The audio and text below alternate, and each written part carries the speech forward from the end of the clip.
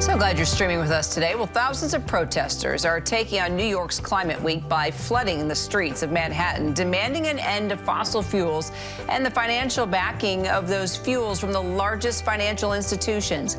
Our chief meteorologist, Ginger Z, is all over this, of course. So, Ginger, when it comes to our climate, you can pretty much guarantee we're going to have protesters. Yes, that is for sure. They have found their way into many a place. And I think this week is New York City Climate Week. And just to inform everyone, New York City Climate Week keeps growing every year. It's where leaders come together. This year, their theme is We Can, We Will. They're saying number one issue is we've had a lot of wins in climate and action, but it's not happening fast enough. Number two, billions have been committed by China, the United States, the EU, but who's there to police it? Who's there to implement those billions to the folks who are going to need it the most? And then finally, this whole week will really be about what do we do next and how do we keep hope? So yes, saying there are things that are working, but what are we going to do? How have we learned from that to employ and make it all go toward the action happening faster?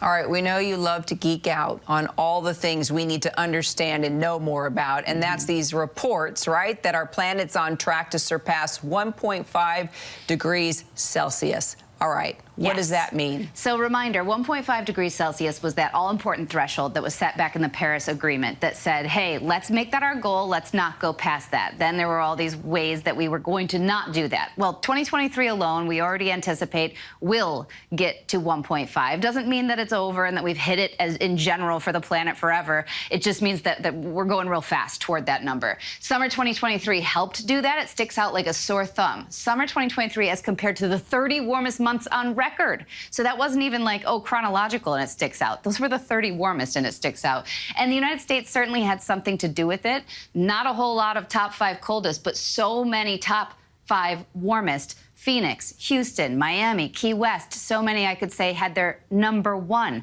hottest summer on record. And it wasn't just, 1 month. August and July, and those are actually flipped, July was the hottest. They stick out in those 30 warmest months on record. So it is significant. It is not just your backyard, but the planet is certainly warming. Records go back to like the 1940s, right? Yes, so they go back to the 1940s and people say, come on, our Earth is way older than that. And you're right, it is way older than that, but Copernicus and other outlets are saying they've used paleoclimatology, meaning lake cores, sediment from ocean and marine kind of sediment, peat and ice cores out of the, beyond tree rings and what we all remember learning about, so that they can study what the temperature was exactly. And with confidence, they are now saying, you know what we've done?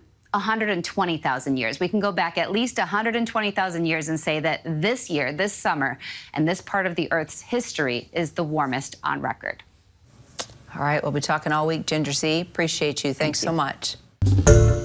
Hi, everyone. George Stephanopoulos here. Thanks for checking out the ABC News YouTube channel. If you'd like to get more videos, show highlights, and watch live event coverage, click on the right over here to subscribe to our channel. And don't forget to download the ABC News app for breaking news alerts. Thanks for watching.